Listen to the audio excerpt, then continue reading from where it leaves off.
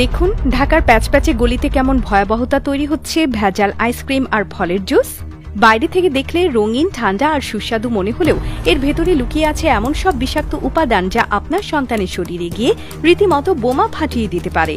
এসব রঙিন আইসক্রিম বা ফলের জুস এখন শুধুই নামেই ফল বা দুধ, আসলে এগুলো হচ্ছে রাসায়নিক ফ্লেভার, রং আর চিনি দিয়ে তৈরি এক ভয়ঙ্কর মিশ্রণ, যেটা খেয়ে আপনার সন্তান হয়তো মজা পাচ্ছে, কিন্তু তার হজমতন্ত্র, লিভার, কিডনি সব এক এক করে দুর্বল হয়ে পড়ছে।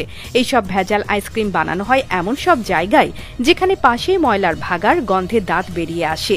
সেখানকার শ্রমিকদের নেই কোনো স্বাস্থ্যবিধির ধারণা, নেই কোনো পরিষ্কার পরিচ্ছন্নতার নিয়ম। একটি পুরনো চেম্বারে বড় বড় ড্রামে মেশানো হয় ক্ষতিকর রং, যেমন কপার সালফেট বা মেটানিল ইয়ালো, যেগুলো সাধারণত টেক্সটাইল ইন্ডাস্ট্রিতে ব্যবহৃত হয়।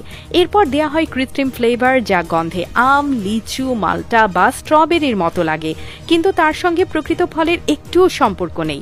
এরপর মেশানো হয় সস্তা চিনির সিরাপ আর বরফ, আর সেই বরফটাও আবার টিউবওয়েল পানি দিয়ে তৈরি, যেখানে ব্যাকটেরিয়া মেশানো পানি, জুস বা আইসক্রিমের ভেতর ঢুকে যাচ্ছে সরাসরি।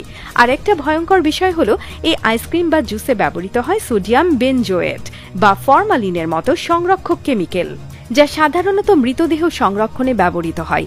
ভাবুন একবার, আপনার বাচ্চা খেলো আইসক্রিম, সেটা ঠান্ডা আর মজাদার, কিন্তু তার ভেতরে ঢুকে পড়ল এমন কিছু যা তার শরীরে ধীরে ধীরে বিষ ছড়িয়ে দিচ্ছে।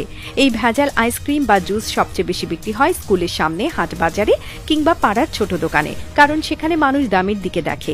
20 টাকায় ফলের জুস, 10 টাকায় আইসক্রিম, মনে হয় বোনাস, কিন্তু এটাই হচ্ছে ধোঁকা। কারণ খাঁটি ফল দিয়ে বানানো জুস বা আসল দুধ দিয়ে বানানো আইসক্রিম এত সস্তা হতে পারে না। এটা শুধু শিশুদের জন্যই নয়, বড়দের জন্য ভয়ঙ্কর। অনেক রেস্টুরেন্ট বা ফাস্ট ফুড দোকানেও কিন্তু এই একই কেমিক্যাল জুস ব্যবহার হয়। ফলের কিছুমাত্র ছোঁয়াও নেই, কেবল রাসায়নিক রং আর মিষ্টি স্বাদ। বেশি খেলে কিডনি ড্যামেজ, হজমের সমস্যা, এমনকি অ্যালার্জি বা শরীরে বিষক্রিয়ার মতো উপসর্গ দেখা দিতে পারে। আর দীর্ঘমেয়াদে ক্যান্সারের ঝুঁকি সেটা তো আছেই।